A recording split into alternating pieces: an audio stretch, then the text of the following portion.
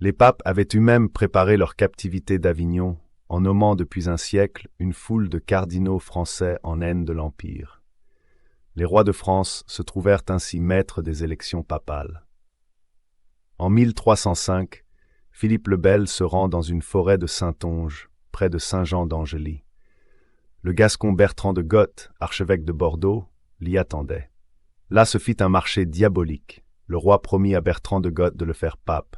Bertrand promit tout ce que le roi voulut, de venir se mettre à sa discrétion à Avignon, de condamner la papauté elle-même dans la personne de Boniface VIII. Pour la dernière condition, elle était telle que Philippe exigea que l'archevêque s'y soumît sans la connaître. Ce n'était pas moins que la suppression de l'ordre des Templiers, la ruine de 15 000 chevaliers chrétiens. Bertrand jura et fut pape sous le nom de Clément V. Qu'était-ce donc que le Temple? À Paris, l'enceinte du Temple comprenait tout le grand quartier, triste et mal peuplé, qui en a conservé le nom. C'était un tiers du Paris d'alors. À l'ombre du Temple et sous sa puissante protection vivait une foule de serviteurs, de familiers, d'affiliés et aussi de gens condamnés. Les maisons de l'ordre avaient droit d'asile. Philippe le Bel lui-même en avait profité en 1306, lorsqu'il était poursuivi par le peuple soulevé. Il restait encore, à l'époque de la Révolution, un monument de cette ingratitude royale, la grosse tour à 4 tourelles, bâtie en 1222. Elle servit de prison à Louis XVI. Le Temple de Paris était le centre de l'ordre, son trésor. Les chapitres généraux s'y tenaient. De cette maison dépendaient toutes les provinces de l'ordre. Portugal, Castille et Léon, Aragon, Majorque, Allemagne, Italie, Pouille et Sicile, Angleterre et Irlande. Dans le nord, l'ordre teutonique était sorti du Temple. Comme en Espagne, d'autres ordres militaires se formèrent de ces débris. L'immense majorité des Templiers étaient français, particulièrement les grands maîtres. Dans plusieurs langues, on désignait les chevaliers par leur nom français. Frieri del Tempio, Freri Tuteblu. Le Temple, comme tous les ordres militaires, dérivait de Cîteaux.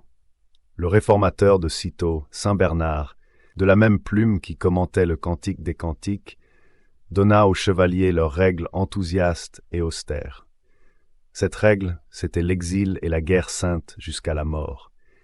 Les Templiers devaient toujours accepter le combat, fût-ce d'un contre 3, ne jamais demander quartier, ne point donner de rançon, pas un pan de mur, pas un pouce de terre. Ils n'avaient pas de repos à espérer. On ne leur permettait pas de passer dans des ordres moins austères.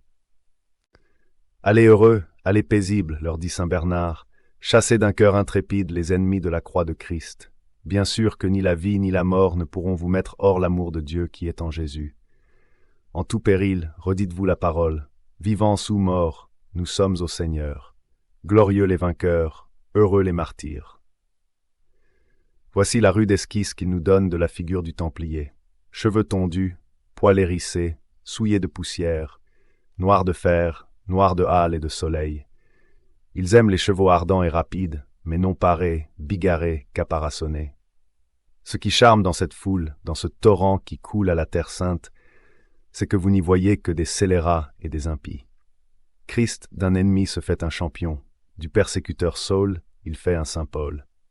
Puis, dans un éloquent itinéraire, il conduit les guerriers pénitents de Bethléem au calvaire, de Nazareth au Saint-Sépulcre. Le soldat à la gloire, le moine le repos. Le Templier abjurait l'un et l'autre. Il réunissait ce que les deux vies ont de plus dur, les périls et les abstinences.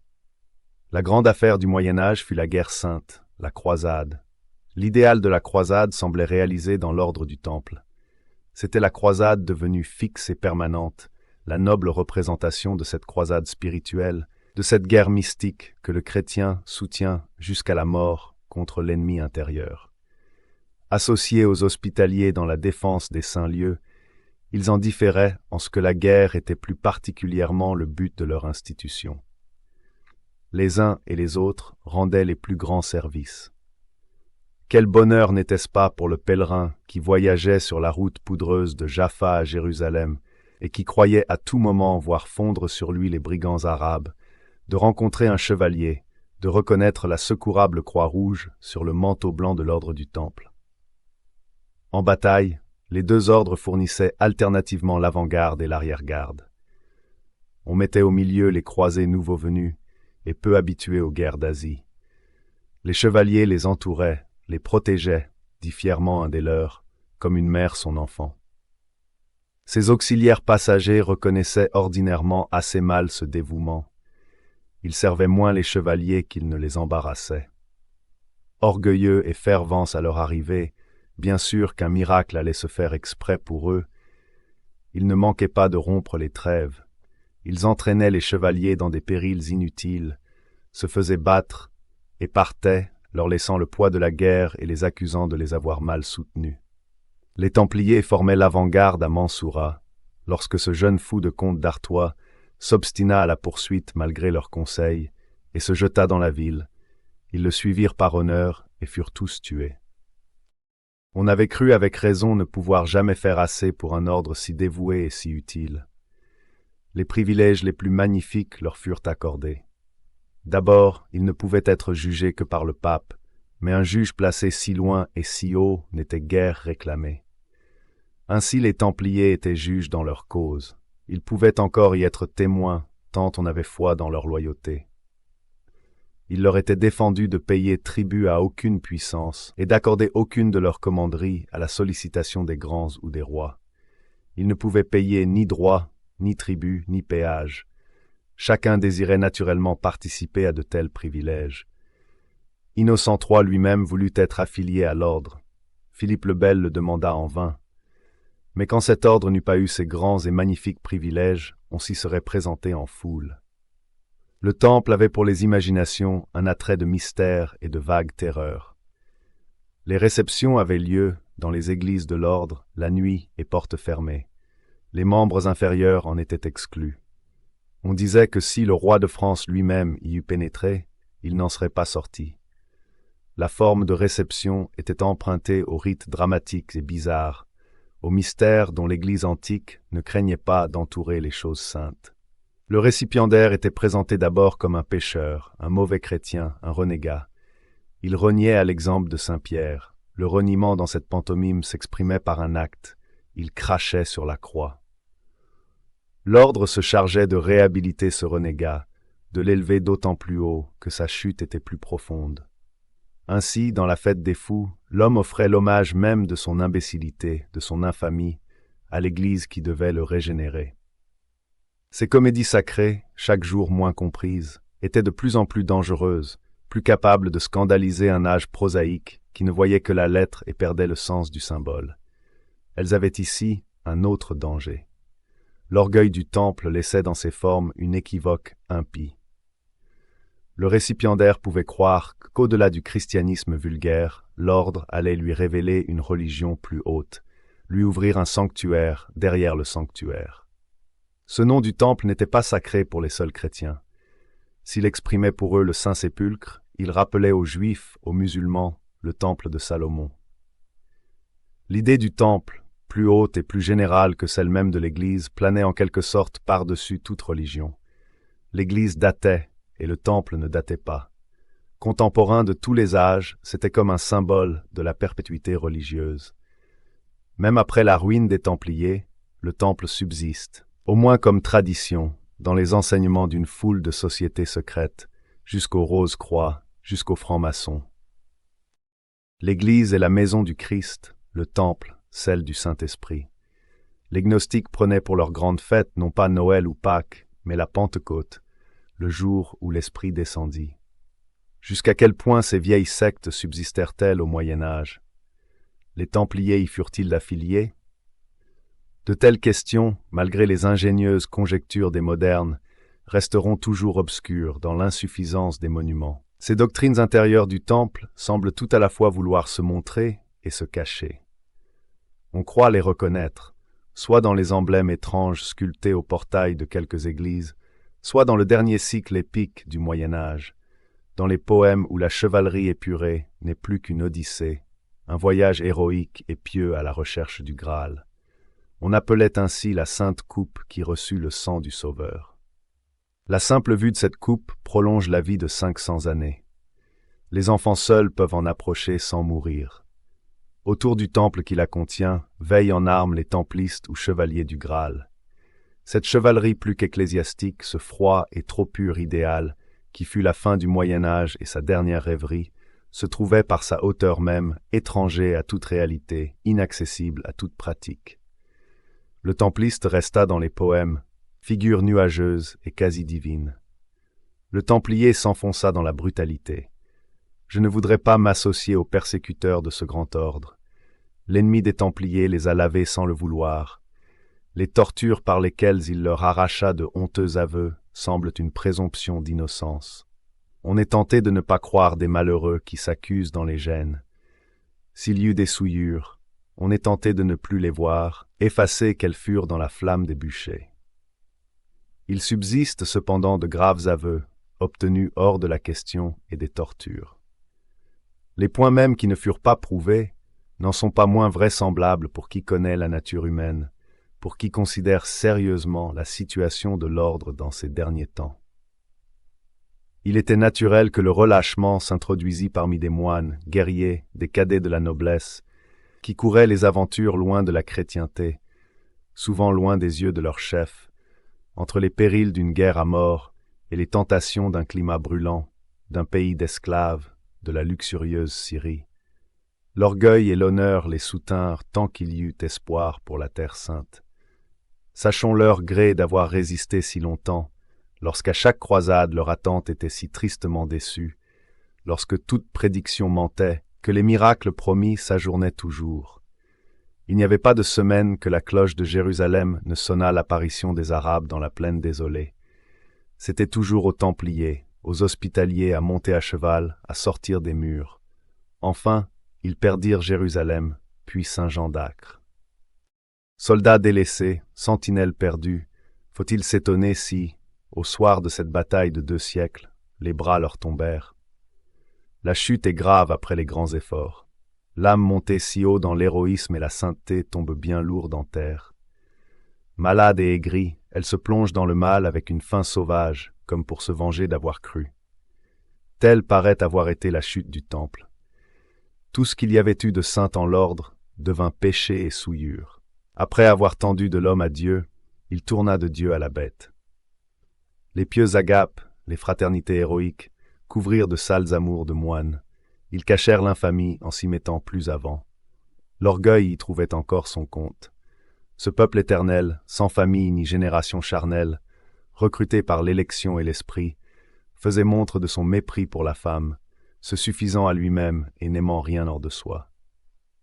Comme il se passait de femmes, il se passait aussi de prêtres, péchant et se confessant entre eux, et ils se passèrent de Dieu encore.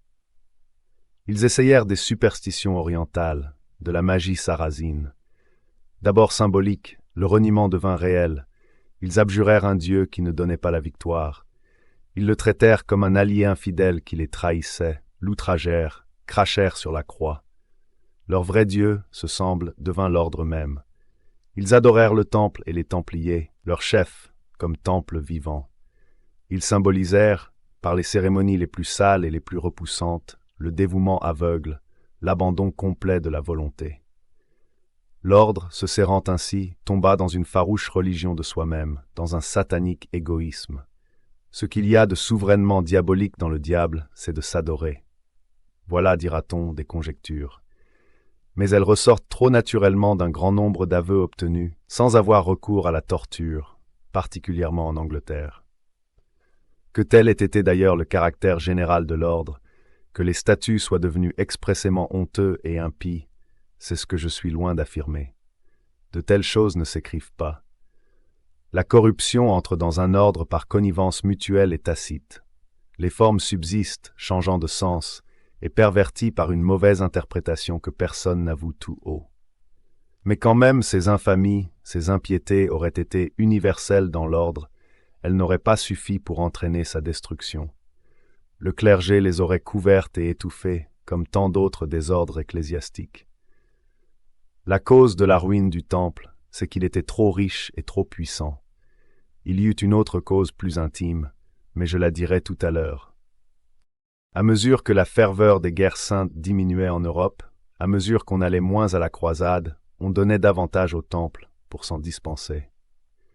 Les affiliés de l'ordre étaient innombrables. Il suffisait de payer 2 ou 3 deniers par an. Beaucoup de gens offraient tous leurs biens, leur personne même.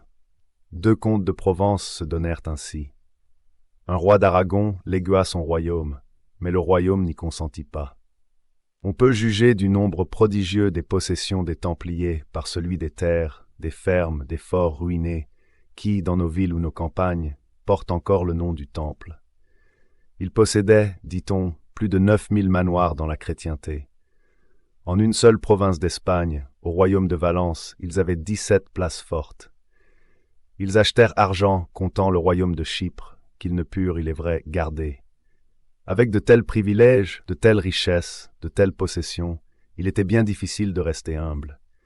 Richard Cœur de Lion disait en mourant « Je laisse mon avarice aux moines de Cîteaux, ma luxure aux moines gris, ma superbe aux Templiers. » Au défaut de musulmans, cette milice inquiète et indomptable guerroyait contre les chrétiens.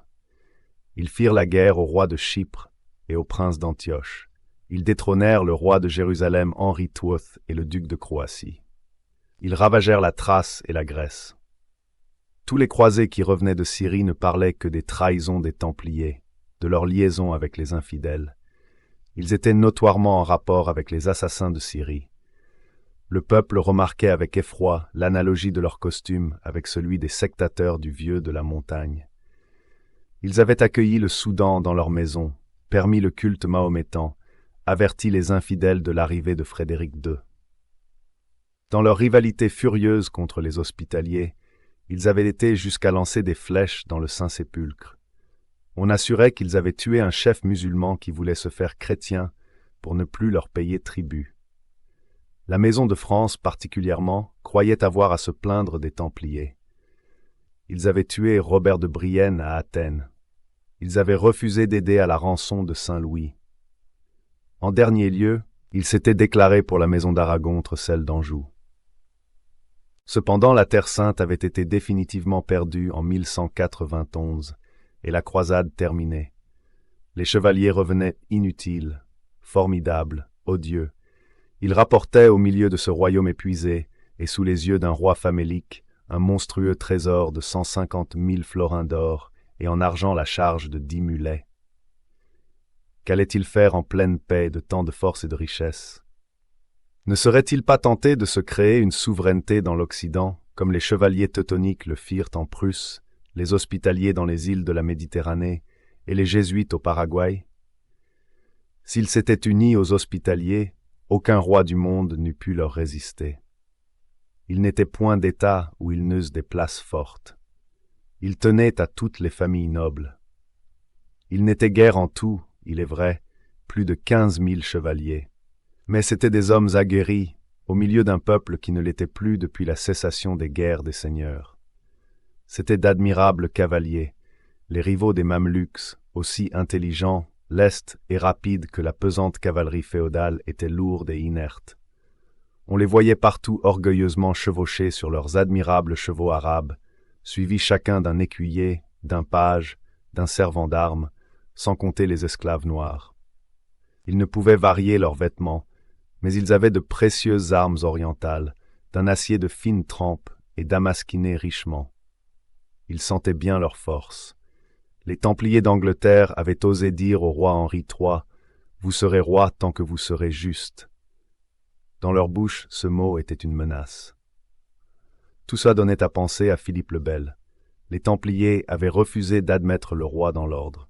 Ils l'avaient refusé et ils l'avaient servi, double humiliation. Ils leur devaient de l'argent.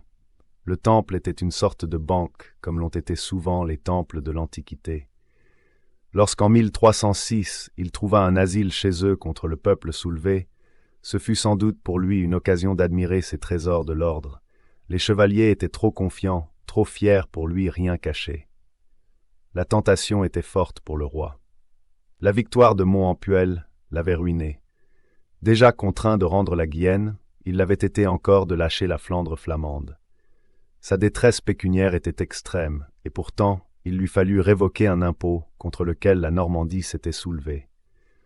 Le peuple était déjà si ému qu'on défendit les rassemblements de plus de 5 personnes. Le roi ne pouvait sortir de cette situation désespérée que par quelques grandes confiscations. Or, les Juifs ayant été chassés, le coup ne pouvait frapper que sur les prêtres ou sur les nobles, ou bien sur un ordre qui appartenait aux uns ou aux autres, mais qui, par cela même, n'appartenant exclusivement ni à ceux-ci ni à ceux-là, ne serait défendu par personne. Loin d'être défendus, les Templiers furent plutôt attaqués par leurs défenseurs naturels. Les moines les poursuivirent, les nobles, les plus grands seigneurs de France, donnèrent par écrit leur adhésion au procès. Philippe le Bel avait été élevé par un dominicain. Il avait pour confesseur un dominicain. Longtemps ces moines avaient été amis des Templiers, au point même qu'ils s'étaient engagés à solliciter de chaque mourant qu'ils confesseraient un legs pour le temple. Mais peu à peu, les deux ordres étaient devenus rivaux. Les dominicains avaient un ordre militaire à eux, les Cavalieri Gaudenti, qui ne prit pas grand essor. À cette rivalité accidentelle, il faut ajouter une cause plus grave de haine. Les Templiers étaient nobles, les dominicains, les mendiants, étaient en grande partie roturiers, quoique dans leurs tiers ordres, ils comptassent des laïcs illustres et même des rois. Dans les ordres mendiants, comme dans les légistes conseillers de Philippe le Bel, il y avait contre les nobles, les hommes d'armes, les chevaliers, un fond commun de malveillance, un levain de haine niveleuse. Les légistes devaient haïr les Templiers comme moines. Les dominicains les détestaient comme gendarmes, comme moines mondains, qui réunissaient les profits de la sainteté et l'orgueil de la vie militaire. L'ordre de Saint-Dominique, inquisiteur dès sa naissance, pouvait se croire obligé en conscience de perdre en ses rivaux des mécréants doublement dangereux, et par l'importation des superstitions sarrasines, et par leur liaison avec les mystiques occidentaux, qui ne voulaient plus adorer que le Saint-Esprit. Le coup ne fut pas imprévu, comme on l'a dit. Les Templiers eurent le temps de le voir venir, mais l'orgueil les perdit. Ils crurent toujours qu'on oserait. Le roi hésitait en effet. Il avait d'abord essayé des moyens indirects. Par exemple, il avait demandé à être admis dans l'ordre. S'il y eût réussi, il se serait probablement fait grand maître, comme fit Ferdinand le catholique pour les ordres militaires d'Espagne. Il aurait appliqué les biens du temple à son usage, et l'ordre eût été conservé. Depuis la perte de la Terre Sainte et même antérieurement, on avait fait entendre aux Templiers qu'il serait urgent de les réunir aux Hospitaliers. Réunis à un ordre plus docile, le temple eût présenté peu de résistance au roi. Ils ne voulurent point entendre à cela.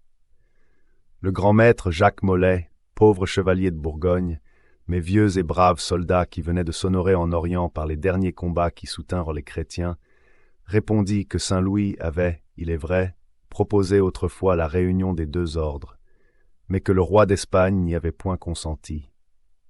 Que, pour que les Hospitaliers fussent réunis aux Templiers, il faudrait qu'ils s'amendassent fort, que les Templiers étaient plus exclusivement fondés pour la guerre. Il finissait par ces paroles hautaines. On trouve beaucoup de gens qui voudraient ôter aux religieux leurs biens, plutôt que de leur en donner. Mais si l'on fait cette union des deux ordres, cette religion sera si forte et si puissante qu'elle pourra bien défendre ses droits contre toute personne au monde. Pendant que les Templiers résistaient si fièrement à toute concession, les mauvais bruits allaient se fortifiant. Eux-mêmes y contribuaient. Un chevalier disait à Raoul de Presles, l'un des hommes les plus graves du temps, que dans le chapitre général de l'ordre il y avait une chose si secrète, que si, pour son malheur, quelqu'un la voyait, fût-ce le roi de France, nulle crainte de tourment n'empêcherait ceux du chapitre de le tuer, selon leur pouvoir. Un Templier, nouvellement reçu, avait protesté contre la forme de réception devant l'official de Paris. Un autre s'en était confessé à un cordelier, qui lui ordonna pour pénitence de jeûner tous les vendredis, 1 an durant, sans chemise. Un autre enfin, qui était de la maison du pape, lui avait ingénument confessé tout le mal qu'il avait reconnu en son ordre, en présence d'un cardinal, son cousin, qui écrivit à l'instant cette déposition. On faisait en même temps courir des bruits sinistres sur les prisons terribles où les chefs de l'ordre plongeaient les membres récalcitrants. Un des chevaliers déclara qu'un de ses oncles était entré dans l'ordre sain et gai, avec chien et faucon. Au bout de 3 jours, il était mort. Le peuple accueillait avidement ces bruits. il trouvait les Templiers trop riches et peu généreux. Quoique le grand maître, dans ses interrogatoires, vante la munificence de l'ordre, un des griefs portés contre cette opulente corporation, c'est que les aumônes ne s'y faisaient pas comme il convenait. Les choses étaient mûres. Le roi appela à Paris le grand maître et les chefs. Il les caressa, les combla, les endormit. Ils vinrent se faire prendre au filet, comme les protestants à la Saint-Barthélemy. Ils venaient d'augmenter leurs privilèges. Il avait prié le grand maître d'être parrain d'un de ses enfants. Le 12 octobre, Jacques Molay, désigné par lui avec d'autres grands personnages, avait tenu le poêle à l'enterrement de la belle-sœur de Philippe. Le 13, il fut arrêté avec les 140 Templiers qui étaient à Paris. Le même jour, 60 le furent à Beaucaire, puis une foule d'autres par toute la France. On s'assura de l'assentiment du peuple et de l'université. Le jour même de l'arrestation, les bourgeois furent appelés par paroisse et par confrérie au jardin du roi, dans la cité. Des moines y prêchèrent. On peut juger de la violence de ces prédications populaires par celle de la lettre royale qui courut par toute la France. Une chose amère, une chose déplorable, une chose horrible à penser, terrible à entendre, chose exécrable de scélératesse, détestable d'infamie. Un esprit doué de raison compatit et se trouble dans sa compassion en voyant une nature qui s'exile elle-même hors des bornes de la nature, qui oublie son principe, qui méconnaît sa dignité, qui, prodigue de soi, s'assimile aux bêtes dépourvues de sens, que dis-je, qui dépasse la brutalité des bêtes elles-mêmes. On juge de la terreur et du saisissement avec lesquels une telle lettre fut reçue de toute âme chrétienne. C'était comme un coup de trompette du jugement dernier. Suivait l'indication sommaire des accusations, reniement, trahison de la chrétienté au profit des infidèles, initiation dégoûtante, prostitution mutuelle. Enfin, le comble de l'horreur, craché sur la croix. Tout cela avait été dénoncé par des Templiers. 2 chevaliers, un Gascon et un Italien, en prison pour leurs méfaits, avaient, disait-on, révélé tous les secrets de l'ordre. Ce qui frappait le plus l'imagination, c'étaient les bruits étranges qui couraient sur une idole qu'auraient adorée les Templiers. Les rapports variaient. Selon les uns, c'était une tête barbue, d'autres disaient une tête à 3 faces. Elle avait, disait-on encore, des yeux étincelants. Selon quelques-uns, c'était un crâne d'homme. D'autres y substituaient un chat. Quoi qu'il en fût de ces bruits, Philippe le Bel n'avait perdu de temps. Le jour même de l'arrestation, il vint de sa personne s'établir au temple avec son trésor et son trésor des chartes, avec une armée de gens de loi, pour instrumenter, inventorier. Cette belle saisie l'avait fait riche tout d'un coup. L'étonnement du pape fut extrême quand il apprit que le roi se passait de lui dans la poursuite d'un ordre qui ne pouvait être jugé que par le Saint-Siège. La colère lui fit oublier sa servilité ordinaire, sa position précaire et dépendante au milieu des États du roi. Il suspendit les pouvoirs des juges ordinaires, archevêques et évêques, ceux mêmes des inquisiteurs. La réponse du roi est rude. Il écrit au pape que Dieu déteste les tièdes, que ces lenteurs sont une sorte de connivence avec les crimes des accusés, que le pape devrait plutôt exciter les évêques. Ce serait une grave injure aux prélats de leur ôter le ministère qu'ils tiennent de Dieu. Ils n'ont pas mérité cet outrage, ils ne le supporteront pas, le roi ne pourrait le tolérer sans violer son serment. Saint-Père, quel est le sacrilège qui osera vous conseiller de mépriser ceux que Jésus-Christ envoie, ou plutôt Jésus lui-même? Si l'on suspend les inquisiteurs, l'affaire ne finira jamais. Le roi n'a pas pris la chose en main comme accusateur, mais comme champion de la foi et défenseur de l'Église, dont il doit rendre compte à Dieu. Philippe laissa croire au pape qu'il allait lui remettre les prisonniers entre les mains. Il se chargeait seulement de garder les biens pour les appliquer au service de la Terre Sainte. 25 décembre 1307. Son but était d'obtenir que le pape rendît aux évêques et aux inquisiteurs leur pouvoir qu'il avait suspendu. Il lui envoya 72 Templiers à Poitiers et fit partir de Paris les principaux de l'ordre. Mais il ne les fit pas avancer plus loin que Chinon. Le pape s'en contenta. Il obtint les aveux de ceux de Poitiers. En même temps, il leva la suspension des juges ordinaires, se réservant seulement le jugement des chefs de l'ordre. Cette molle procédure ne pouvait satisfaire le roi. Si la chose eût été traînée ainsi à petit bruit et pardonnée, comme au confessionnal, il n'y avait pas moyen de garder les biens. Aussi, pendant que le pape s'imaginait tout tenir dans ses mains, le roi faisait instrumenter à Paris par son confesseur, inquisiteur général de France. On obtint sur le champ 140 aveux par les tortures. Le fer et le feu y furent employés. Ces aveux une fois divulgués, le pape ne pouvait plus arranger la chose. Il envoya 2 cardinaux à Chinon, demander au chef, au grand maître, si tout cela était vrai. Les cardinaux leur persuadèrent d'avouer, et ils s'y résignèrent. Le pape, en effet, les réconcilia et les recommanda au roi. Il croyait les avoir sauvés. Philippe le laissait dire, et allait son chemin. Au commencement de 1308, il fit arrêter par son cousin, le roi de Naples, tous les Templiers de Provence. À Pâques, les États du royaume furent assemblés à Tours. Le roi s'y fit adresser un discours singulièrement violent contre le clergé. Le peuple du royaume de France adresse au roi d'instantes supplications. Qu'il se rappelle que le prince des fils d'Israël, Moïse, l'ami de Dieu, à qui le Seigneur parlait face à face, voyant l'apostasie des adorateurs du veau d'or, dit « Que chacun prenne le glaive et tue son proche parent ». Il n'alla pas pour cela demander le consentement d'Aaron, constitué grand prêtre par l'ordre de Dieu. Pourquoi donc le roi très chrétien ne procéderait-il pas de même, même contre tout le clergé, si le clergé errait ainsi, ou soutenait ceux qui errent? À l'appui de ce discours, 26 princes et seigneurs se constituèrent accusateurs et donnèrent procuration pour agir contre les Templiers par devant le pape et le roi. La procuration est signée des ducs de Bourgogne et de Bretagne, des comtes de Flandre, de Nevers et d'Auvergne, du vicomte de Narbonne, du comte Talleyrand de Périgord. Nogaret signe hardiment entre Lusignan et Coucy. Armé de ces adhésions, le roi, dit Dupuis, alla à Poitiers, accompagné d'une grande multitude de gens, qui étaient ceux de ses procureurs que le roi avait retenus près de lui pour prendre avis sur les difficultés qui pourraient survenir. En arrivant, il baisa humblement les pieds au pape. Mais celui-ci vit bientôt qu'il n'obtiendrait rien. Philippe ne pouvait l'entendre à aucun ménagement. Il lui fallait traiter rigoureusement les personnes pour pouvoir garder les biens. Le pape, hors de lui, voulait sortir de la ville, échapper à son tyran, qui sait même s'il n'aurait pas fui hors de France. Mais il n'était pas homme à partir sans son argent.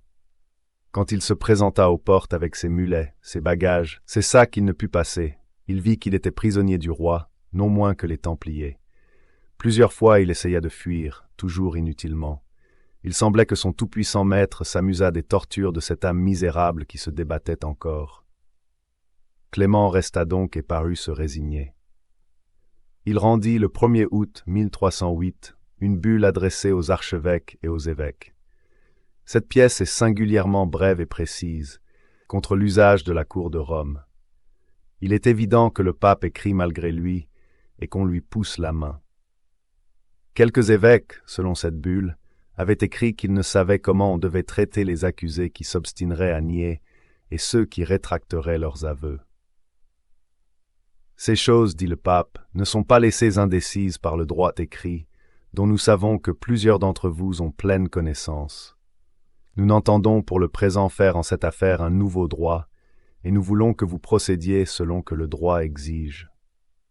Il y avait ici une dangereuse équivoque. Jura script s'entendait-il du droit romain, ou du droit canonique, ou des règlements de l'Inquisition? Le danger était d'autant plus réel que le roi ne se dessaisissait pas des prisonniers pour les remettre au pape, comme il le lui avait fait espérer. Dans l'entrevue, il l'amusa encore. Il lui promit les biens pour le consoler de n'avoir pas les personnes. Ces biens devaient être remis à ceux que le pape désignerait. C'était le prendre par son faible. Clément était fort inquiet de ce que ces biens allaient devenir. Le pape avait rendu, 5 juillet 1308, aux juges ordinaires, archevêques et évêques, leur pouvoir un instant suspendu. Le 1er août encore, il écrivait qu'on pouvait suivre le droit commun, et le 12, il remettait l'affaire à une commission. Les commissaires devaient instruire le procès dans la province de Sens, à Paris, évêché dépendant de Sens. D'autres commissaires étaient nommés pour en faire autant dans les autres parties de l'Europe, pour l'Angleterre, l'archevêque de Cantorbéry, pour l'Allemagne, ceux de Mayence, de Cologne et de Trèves. Le jugement devait être prononcé, d'alors en 2 ans, dans un concile général, hors de France, à Vienne en Dauphiné, sur terre d'Empire. La commission, composée principalement d'évêques, était présidée par Gilles d'Esselin, archevêque de Narbonne, homme doux et faible, de grandes lettres et de peu de cœur. Le roi et le pape, chacun de leur côté, croyaient cet homme tout à eux. Le pape crut calmer plus sûrement encore le mécontentement de Philippe, en adjoignant à la commission le confesseur du roi, moine dominicain et grand inquisiteur de France, celui qui avait commencé le procès avec tant de violence et d'audace. Le roi ne réclama pas. Il avait besoin du pape. La mort de l'empereur Albert d'Autriche, 1er mai 1308, offrait à la Maison de France une haute perspective. Le frère de Philippe, Charles de Valois, dont la destinée était de demander tout et de manquer tout, se porta pour candidat à l'Empire. S'il eût réussi, le pape devenait à jamais serviteur et serf de la Maison de France. Clément écrivit pour Charles de Valois, ostensiblement, secrètement contre lui. Dès lors, il n'y avait plus de sûreté pour le pape sur les terres du roi. Il parvint à sortir de Poitiers et se jeta dans Avignon, mars 1309. Il s'était engagé à ne pas quitter la France, et de cette façon, il ne violait pas, il éludait sa promesse. Avignon, c'était la France, et c'était pas la France. C'était une frontière, une position mixte, une sorte d'asile, comme fut Genève pour Calvin, Ferney pour Voltaire. Avignon dépendait de plusieurs et de personnes. C'était terre d'empire, un vieux municipe, une république sous 2 rois. Le roi de Naples, comme comte de Provence, le roi de France, comme comte de Toulouse, avaient chacun la seigneurie d'une moitié d'Avignon. Mais le pape allait y être bien plus roi qu'eux, lui dont le séjour attirerait tant d'argent dans cette petite ville. Clément se croyait libre, mais traînait sa chaîne. Le roi le tenait toujours par le procès de Boniface. À peine établi dans Avignon, il apprend que Philippe lui fait amener par les Alpes une armée de témoins.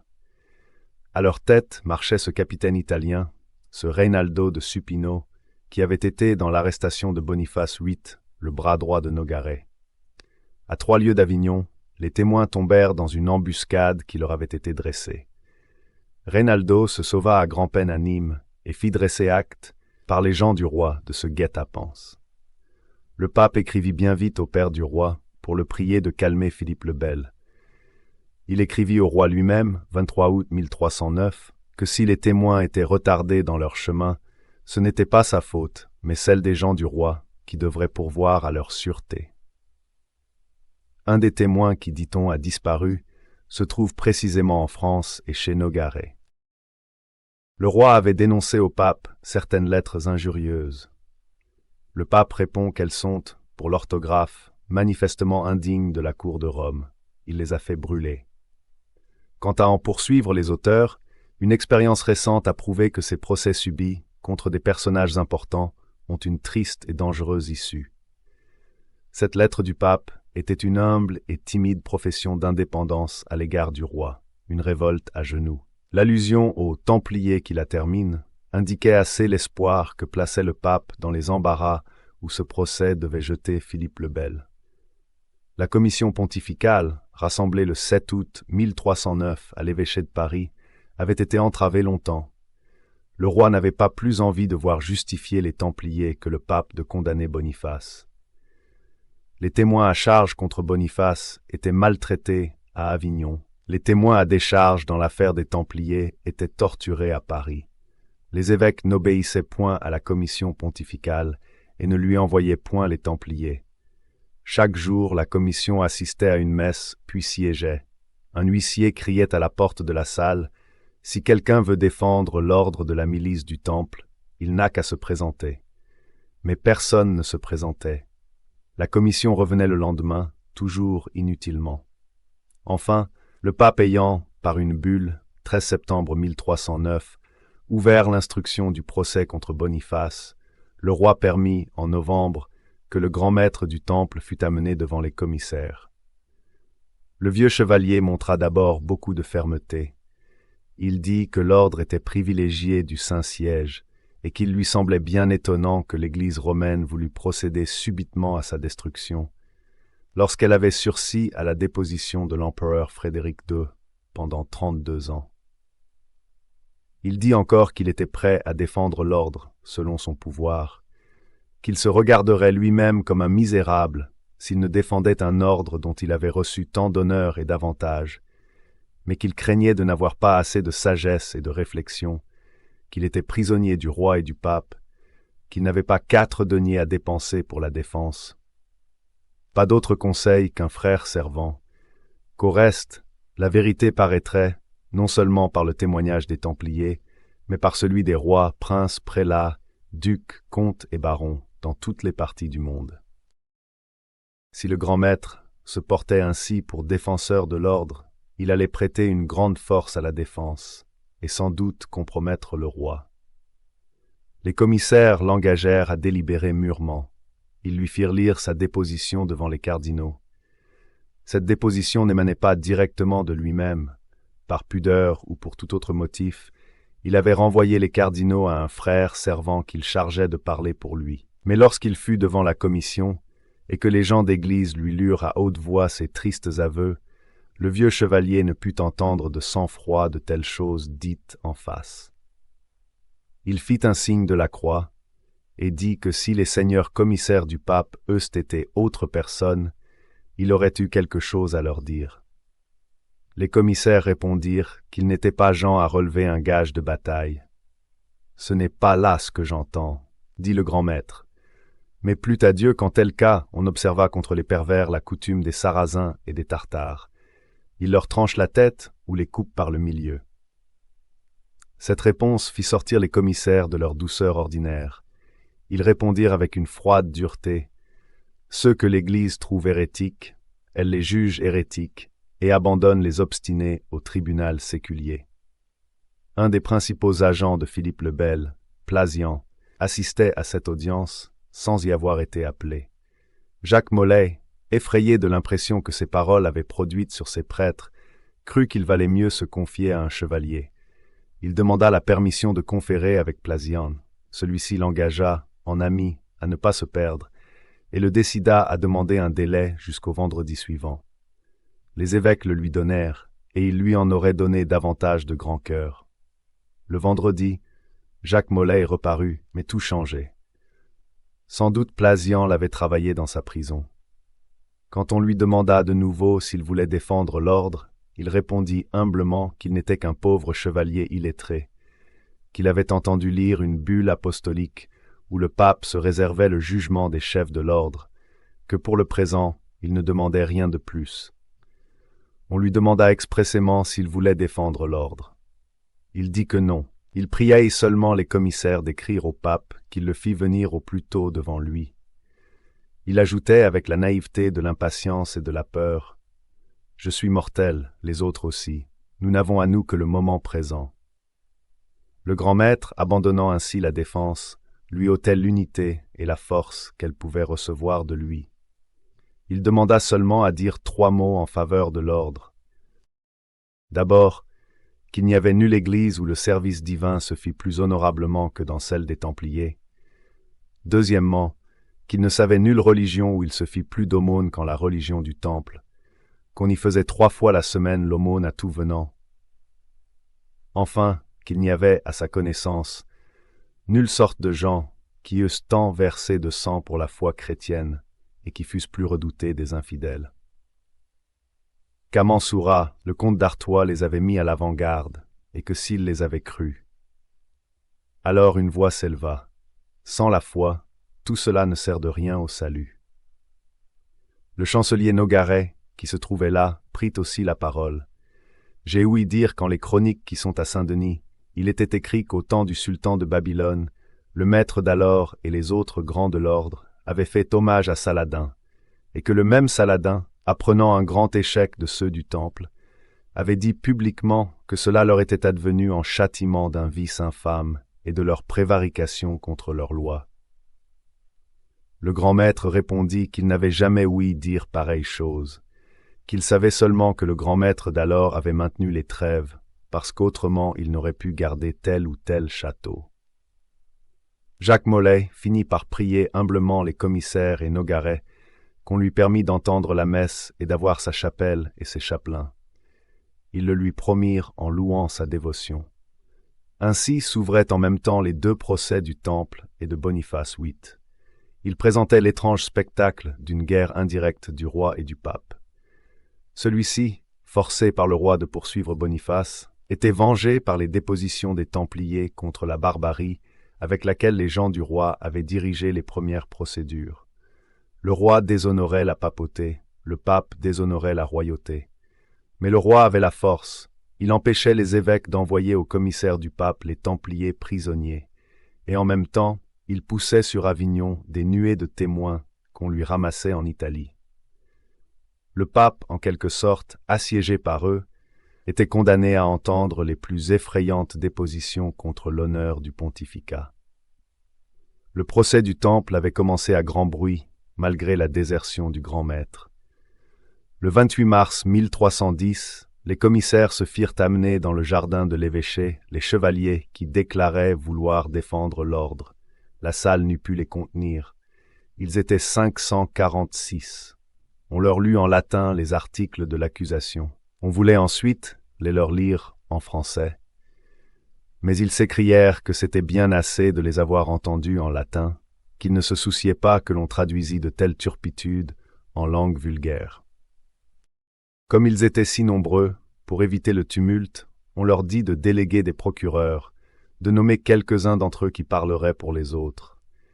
Ils auraient voulu parler tous, tant ils avaient repris courage. Nous aurions bien dû aussi, s'écrièrent-ils, n'être torturés que par procureur. Ils déléguèrent pourtant 2 d'entre eux, un chevalier, frère Reynaud de Pruin, et un prêtre, frère Pierre de Boulogne, procureur de l'ordre près la cour pontificale. Quelques autres leur furent adjoints.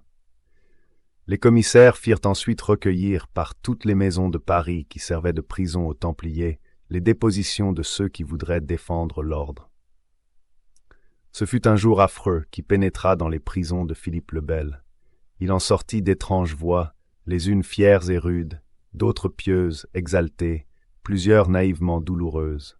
Un des chevaliers dit seulement « Je ne puis pas plaider à moi seul contre le pape et le roi de France. » Quelques-uns remettent pour toute déposition une prière à la Sainte Vierge. « Marie, étoile des mers, conduis-nous au port du salut. » Mais la pièce la plus curieuse est une protestation en langue vulgaire, où après avoir soutenu l'innocence de l'ordre, les chevaliers nous font connaître leur humiliante misère, le triste calcul de leurs dépenses. Étranges détails, et qui font un cruel contraste avec la fierté et la richesse tant célébrées de cet ordre. Les malheureux, sur leur pauvre paie de 12 deniers par jour, étaient obligés de payer le passage de l'eau pour aller subir leurs interrogatoires dans la cité, et de donner encore de l'argent à l'homme qui ouvrait ou rivait leurs chaînes. Enfin, les défenseurs présentèrent un acte solennel au nom de l'ordre. Dans cette protestation, singulièrement forte et hardie, ils déclarent ne pouvoir se défendre sans le grand maître, ni autrement que devant le concile général. Ils soutiennent que la religion du Temple est sainte, pure et immaculée devant Dieu et son Père. L'institution régulière, l'observance salutaire y ont toujours été, y sont encore en vigueur. Tous les frères n'ont qu'une profession de foi qui dans tout l'univers a été et toujours observée de tous, depuis la fondation jusqu'au jour présent, et qui dit ou croit autrement, erre totalement, pêche mortellement. C'était une affirmation bien hardie, de soutenir que tous étaient restés fidèles aux règles de la fondation primitive, qu'il n'y avait eu nulle déviation, nulle corruption. Lorsque le juste pêche 7 fois par jour, cet ordre superbe se trouvait pur et sans péché. Un tel orgueil faisait frémir. Il ne s'en tenait pas là. Il demandait que les frères apostats fussent mis sous bonne garde, jusqu'à ce qu'il apparût s'ils avaient porté un vrai témoignage. Ils auraient voulu encore qu'aucun laïc n'assistât aux interrogatoires. Nul doute en effet que la présence d'un Plasian, d'un Nogaret, n'intimida les accusés et les juges. Ils finissent par dire que la commission pontificale ne peut aller plus avant, car enfin nous sommes et avons toujours été au pouvoir de ceux qui suggèrent des choses fausses au Seigneur roi. Tous les jours, par eux ou par d'autres, de vive voix, par lettre ou message, Ils nous avertissent de ne pas rétracter les fausses dépositions qui ont été arrachées par la crainte, qu'autrement nous serons brûlés. Quelques jours après, nouvelle protestation, mais plus forte encore, moins apologétique que menaçante et accusatrice. Ce procès, disent-ils, a été soudain, inique et injuste. Ce n'est que violence atroce, intolérable erreur. Dans les prisons et les tortures, beaucoup et beaucoup sont morts. D'autres en resteront infirmes pour leur vie. Plusieurs ont été contraints de mentir contre eux-mêmes et contre leur ordre. Ces violences et ces tourments leur ont totalement enlevé le libre arbitre, c'est-à-dire tout ce que l'homme a de bon. Qui perd le libre arbitre perd tout bien, science, mémoire et intellect. Pour les pousser au mensonge, aux faux témoignages, on leur montrait des lettres où pendait le sceau du roi et qui leur garantissaient la conservation de leurs membres, de la vie, de la liberté. On promettait de pourvoir soigneusement à ce qu'ils eussent de bons revenus pour leur vie.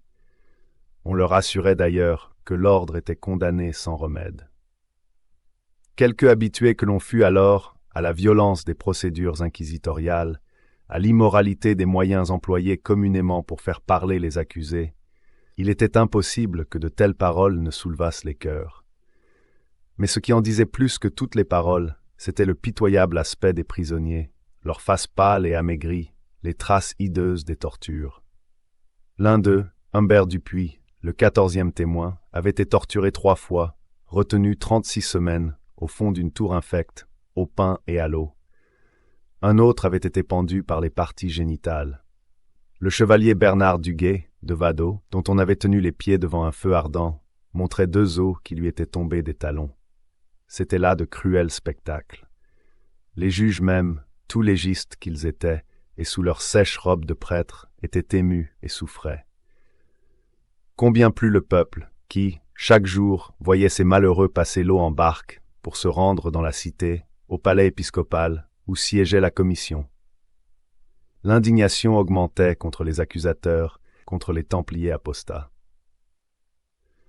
Un jour, 4 de ces derniers se présentent devant la commission, gardant encore la barbe, mais portant leur manteau à la main. Ils les jettent aux pieds des évêques et déclarent qu'ils renoncent à l'habit du temple. Mais les juges ne les virent qu'avec dégoût, ils leur dirent qu'ils fissent dehors ce qu'ils voudraient. Le procès prenait une tournure fâcheuse pour ceux qui l'avaient commencé avec tant de précipitation et de violence. Les accusateurs tombaient peu à peu à la situation d'accusés. Chaque jour, les dépositions de ceux-ci révélaient les barbaries, les turpitudes de la première procédure. L'intention du procès devenait visible.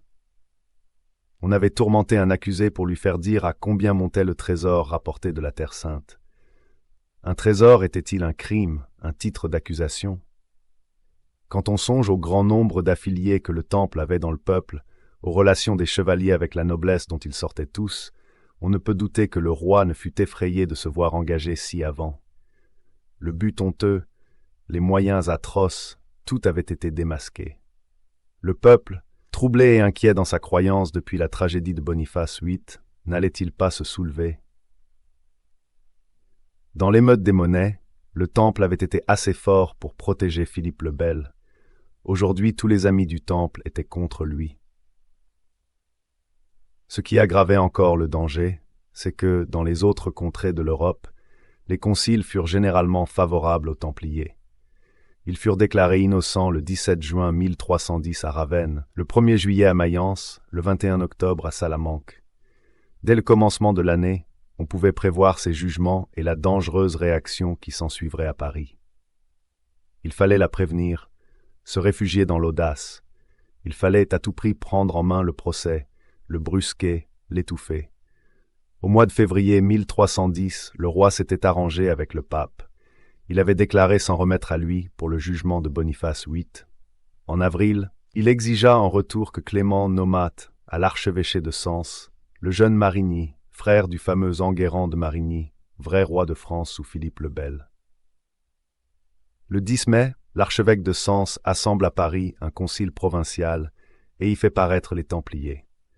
Voilà 2 tribunaux qui jugent en même temps les mêmes accusés, en vertu de 2 bulles du pape. La commission alléguait la bulle qui lui attribuait le jugement. Le concile s'en rapportait à la bulle précédente, qui avait rendu aux juges ordinaires leur pouvoir, d'abord suspendu. Il ne reste point d'acte de ce concile, rien que le nom de ceux qui siégèrent et le nombre de ceux qu'ils firent brûler. Le 10 mai, le dimanche, les défenseurs de l'ordre se présentèrent devant les commissaires du pape pour porter appel contre le concile. Le président des commissaires, l'archevêque de Narbonne, répondit qu'un tel appel ne regardait ni lui ni ses collègues, qu'ils n'avaient pas à s'en mêler, puisque ce n'était pas de leur tribunal que l'on appelait, que s'ils voulaient parler pour la défense de l'ordre, on les entendrait volontiers.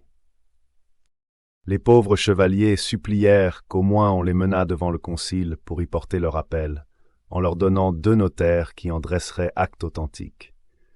Dans leur appel, qu'ils lurent ensuite, ils se mettaient sous la protection du pape, dans les termes les plus pathétiques. Nous réclamons les saints apôtres, nous les réclamons encore une fois, c'est avec la dernière instance que nous les réclamons. Les malheureuses victimes sentaient déjà les flammes et se serraient à l'autel qui ne pouvait les protéger. Tout le secours que leur ménagea ce pape, sur lequel ils comptaient et dont ils se recommandaient comme de Dieu, fut une timide et lâche consultation, où il avait essayé d'interpréter le mot de relapse, dans le cas où l'on voudrait appliquer ce nom à ceux qui avaient rétracté leurs aveux. Il semble en quelque sorte contraire à la raison de juger de tels hommes comme relapses. En telles choses douteuses, il faut restreindre et modérer les peines. Les commissaires pontificaux n'osèrent faire valoir cette consultation.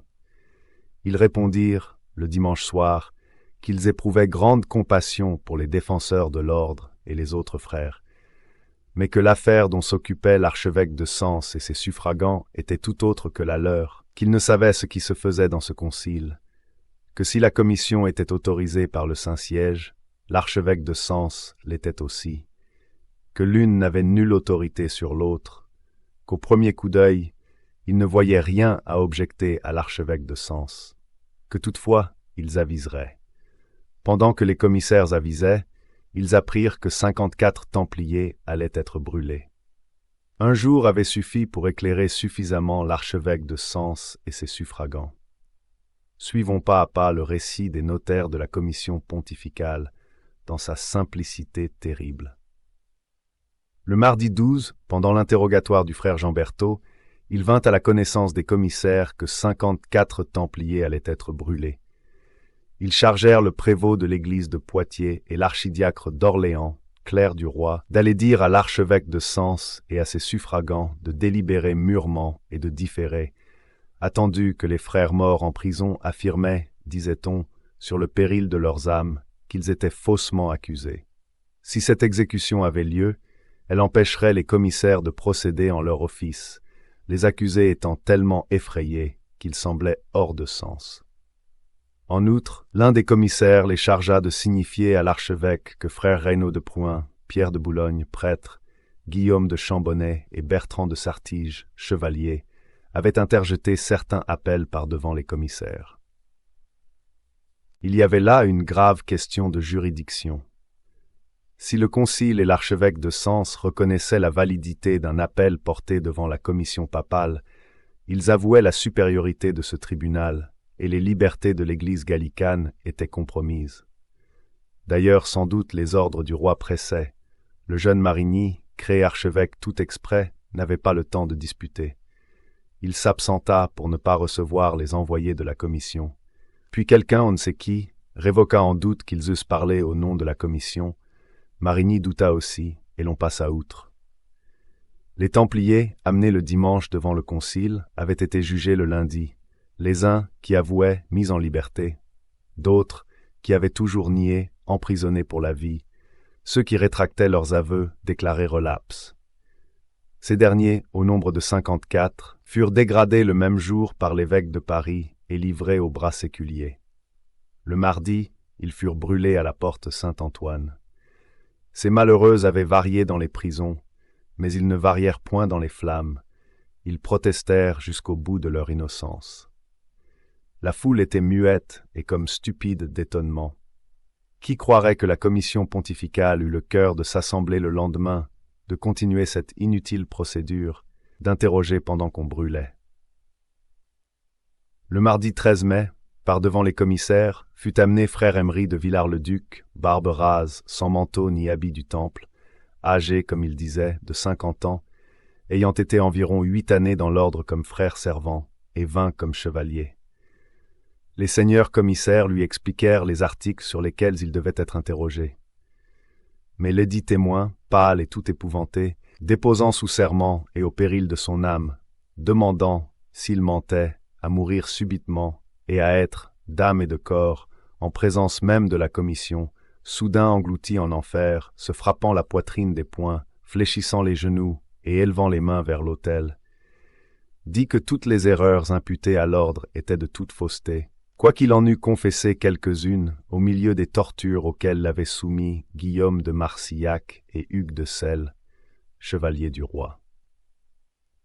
Il ajoutait pourtant qu'ayant vu emmener sur des charrettes pour être brûlés 54 frères de l'ordre qui n'avaient pas voulu confesser les dites erreurs, et ayant entendu dire qu'ils avaient été brûlés, lui qui craignait, s'il était brûlé, de n'avoir pas assez de force et de patience, il était prêt à confesser et jurer par crainte devant les commissaires ou autres toutes les erreurs imputées à l'ordre, à dire même, si l'on voulait, qu'il avait tué notre Seigneur.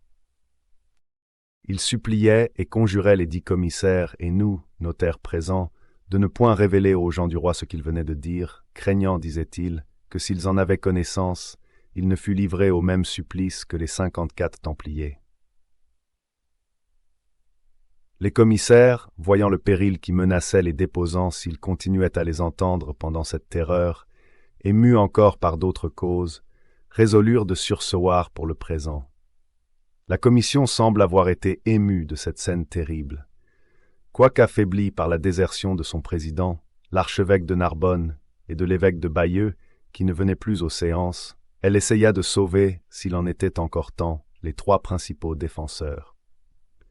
Le lundi 18 mai, les commissaires pontificaux chargèrent le prévôt de l'église de Poitiers et l'archidiacre d'Orléans d'aller trouver de leur part le vénérable Père en Dieu, le seigneur archevêque de Sens et ses suffragants, pour réclamer les défenseurs, Pierre de Boulogne, Guillaume de Chambonnet et Bertrand de Sartige, de sorte qu'ils puissent être amenés sous bonne garde toutes les fois qu'ils le demanderaient pour la défense de l'ordre.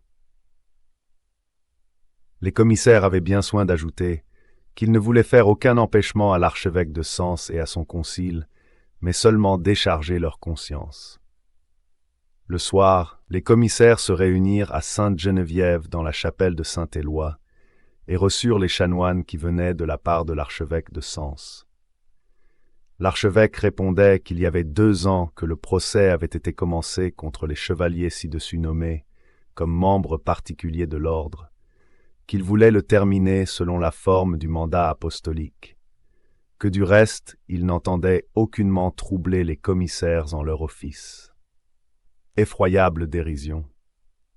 Les envoyés de l'archevêque de Sens s'étant retirés, on amena devant les commissaires Reynaud de Pruyen, Chambonnet et Sartige, lesquels annoncèrent qu'on avait séparé d'eux Pierre de Boulogne, sans qu'ils sussent en pourquoi, ajoutant qu'ils étaient gens simples, sans expérience, d'ailleurs stupéfaits et troublés, en sorte qu'ils ne pouvaient rien ordonner ni dicter pour la défense de l'ordre, sans le conseil du dit Pierre.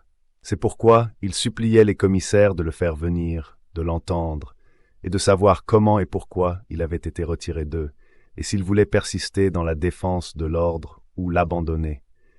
Les commissaires ordonnèrent au prévôt de Poitiers et à Jehan de Tinville que le lendemain au matin, ils amenassent les 10 frères en leur présence.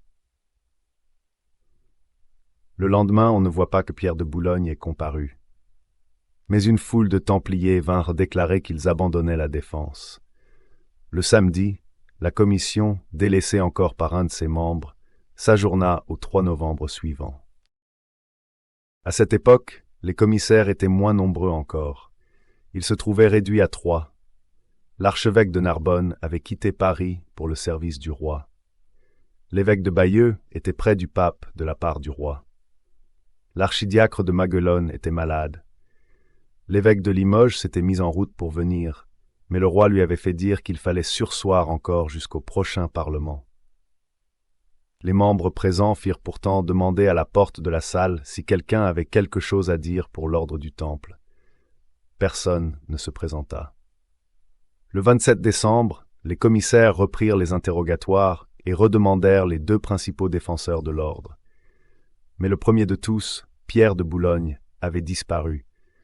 Son collègue, Reynaud de Pruin, ne pouvait plus répondre, disait-on, ayant été dégradé par l'archevêque de Sens. 26 chevaliers, qui déjà avaient fait serment comme devant déposer, furent retenus par les gens du roi et ne purent se présenter.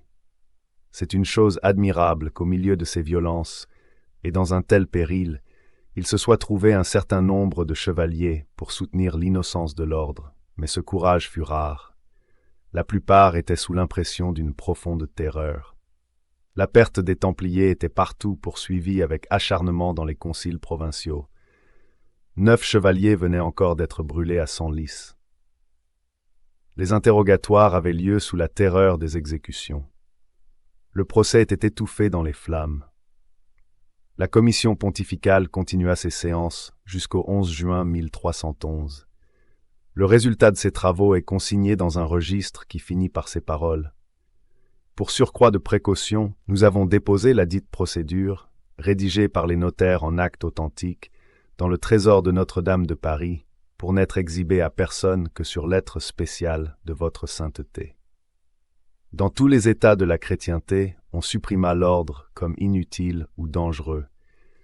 Les rois prirent les biens ou les donnèrent aux autres ordres, mais les individus furent ménagés. Le traitement le plus sévère qu'ils éprouvèrent fut d'être emprisonnés dans des monastères, souvent dans leur propre couvent. C'est l'unique peine à laquelle on condamna en Angleterre les chefs de l'ordre qui s'obstinaient à nier. Les Templiers furent condamnés en Lombardie et en Toscane, justifiés à Ravenne et à Bologne. En Castille, on les jugea innocents. Ceux d'Aragon, qui avaient des places fortes, s'y jetèrent et firent résistance, principalement dans leur fameux fort de Monçon. Le roi d'Aragon emporta ces forts, et ils n'en furent pas plus maltraités. On créa l'ordre de Montesa, où ils entrèrent en foule. En Portugal, ils recrutèrent les ordres d'Avis et du Christ. Ce n'était pas dans l'Espagne, en face des morts, sur la terre classique de la croisade, qu'on pouvait songer à proscrire les vieux défenseurs de la chrétienté. La conduite des autres princes à l'égard des Templiers faisait la satire de Philippe le Bel. Le pape blâma cette douceur. Il reprocha aux rois d'Angleterre, de Castille, d'Aragon et de Portugal de n'avoir pas employé les tortures. Philippe l'avait endurci, soit en lui donnant part aux dépouilles, soit en lui abandonnant le jugement de Boniface. Le roi de France s'était décidé à céder quelque peu sur ce dernier point. Il voyait tout remuer autour de lui. Les États sur lesquels il étendait son influence semblaient prêts d'y échapper. Les barons anglais voulaient renverser le gouvernement des favoris d'Édouard II, qui les tenait humiliés devant la France. Les Gibelins d'Italie appelaient le nouvel empereur Henri de Luxembourg pour détrôner le petit-fils de Charles d'Anjou, le roi Robert, grand clerc et pauvre roi, qui n'était habile qu'en astrologie. La maison de France risquait de perdre son ascendant dans la chrétienté. L'empire qu'on avait cru mort menaçait de revivre.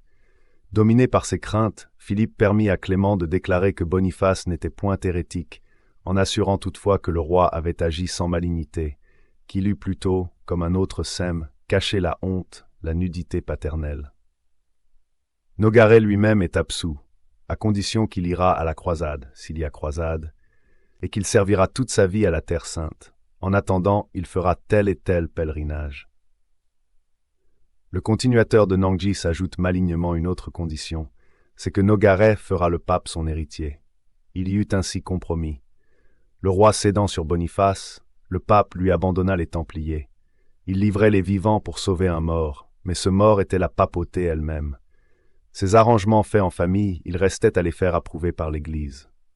Le concile de Vienne s'ouvrit le 16 octobre 1312, concile œcuménique, où siégèrent plus de 300 évêques. Mais il fut plus solennel encore par la gravité des matières que par le nombre des assistants. D'abord, on devait parler de la délivrance des saints lieux. Tout concile en parlait, chaque prince prenait la croix, et tous restaient chez eux.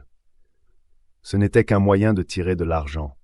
Le concile avait à régler deux grandes affaires, celle de Boniface et celle du Temple.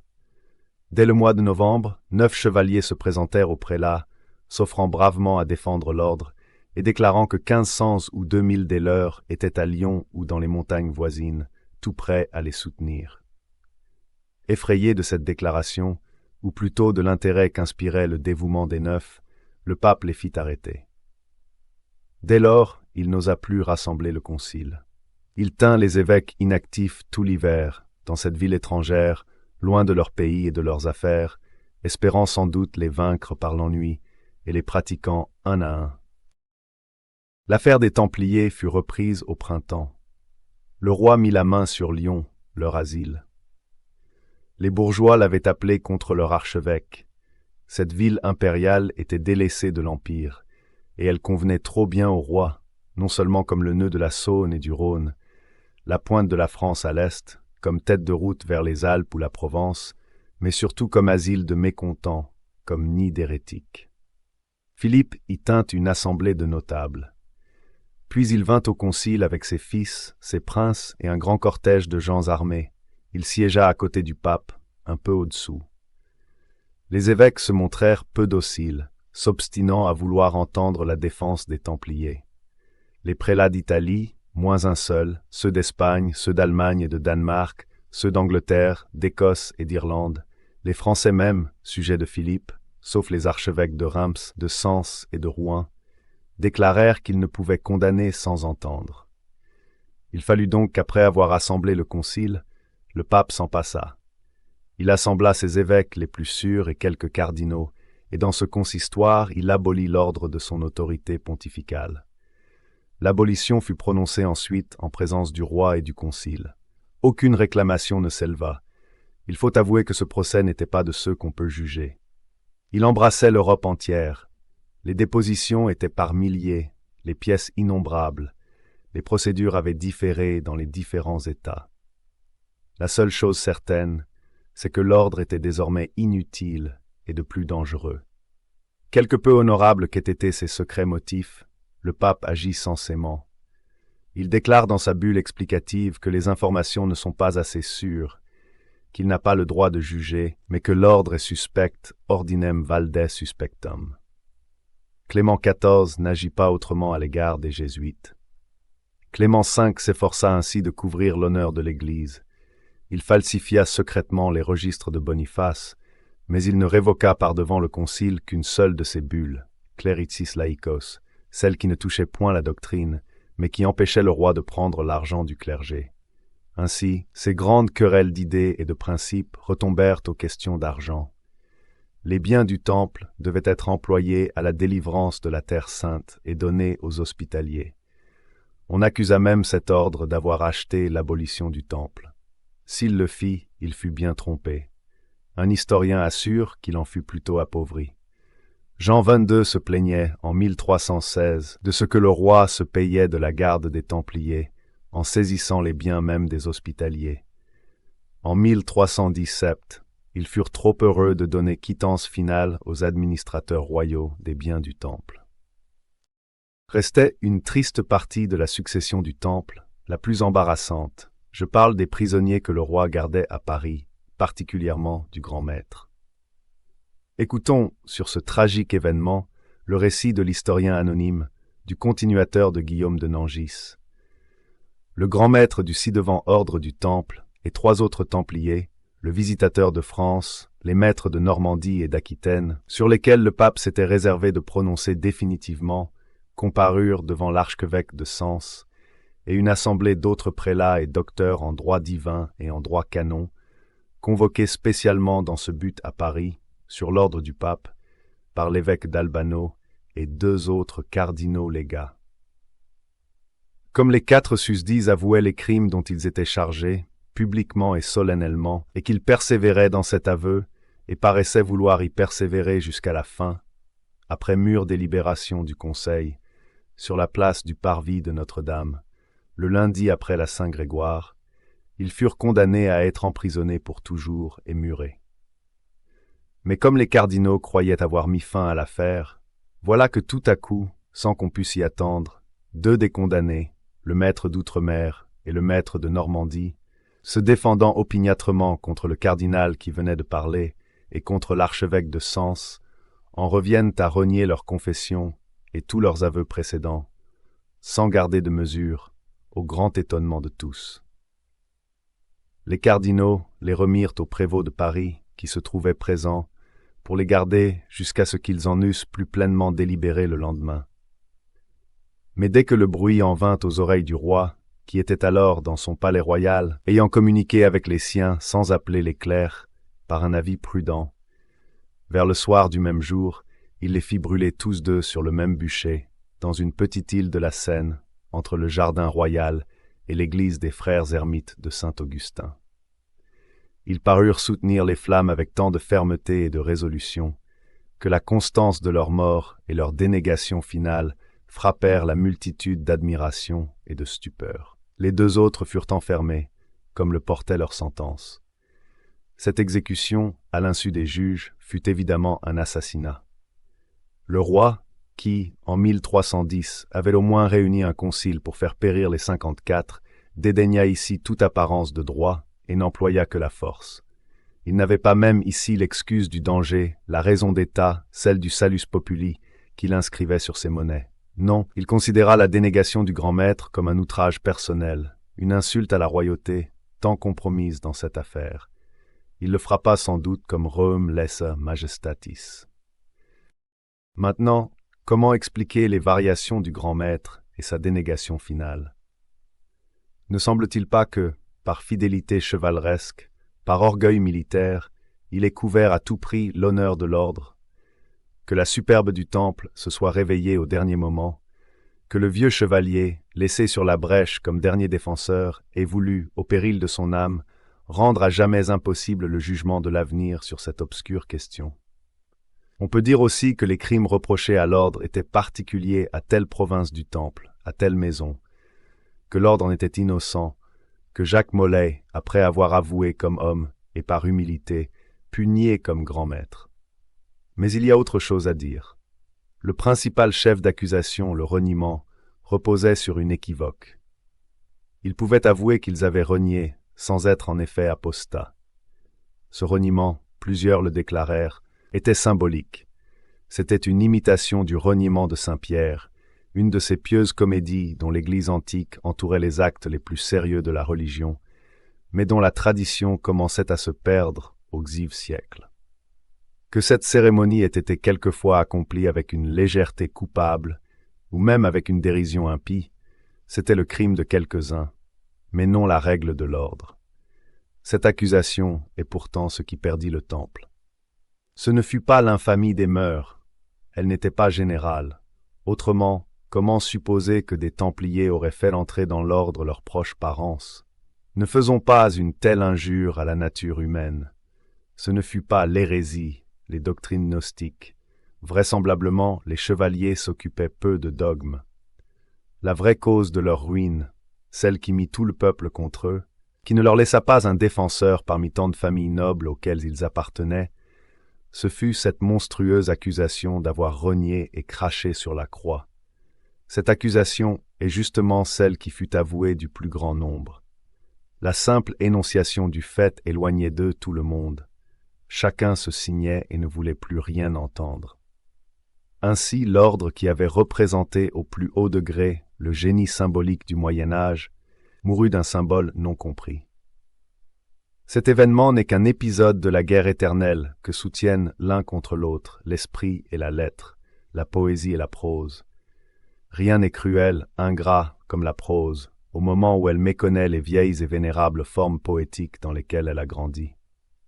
Le symbolisme occulte et suspect du temple n'avait rien à espérer au moment où le symbolisme pontifical, jusque-là révéré du monde entier, était lui-même sans pouvoir. La grande poésie mystique de l'Unam Sanctam, qui eût fait tressaillir tout le XIIe siècle, ne disait plus rien aux contemporains de Pierre Flotte et de Nogaret. Le glaive spirituel était émoussé. Un âge prosaïque et froid commençait, qui n'en sentait plus le tranchant. Ce qu'il y a de tragique ici, c'est que l'Église est tuée par l'Église. Boniface est moins frappé par le gantelet de Colonna que par l'adhésion des Gallicans à l'appel de Philippe le Bel. Le temple est poursuivi par les dominicains, aboli par le pape. Les dépositions les plus graves contre les Templiers sont celles des prêtres. Nul doute que le pouvoir d'absoudre qu'usurpaient les chefs de l'ordre ne leur ait fait des ecclésiastiques d'irréconciliables ennemis. Quelle fut sur les hommes d'alors l'impression de ce grand suicide de l'Église? Les inconsolables tristesses de Dante le disent assez. Tout ce qu'on avait cru ou révéré, papauté, chevalerie, croisade, tout semblait finir. Le Moyen-Âge est déjà une seconde antiquité qu'il faut avec Dante chercher chez les morts. Le dernier poète de l'âge symbolique vit assez pour pouvoir lire la prosaïque allégorie du roman de la rose. L'allégorie tue le symbole, la prose la poésie.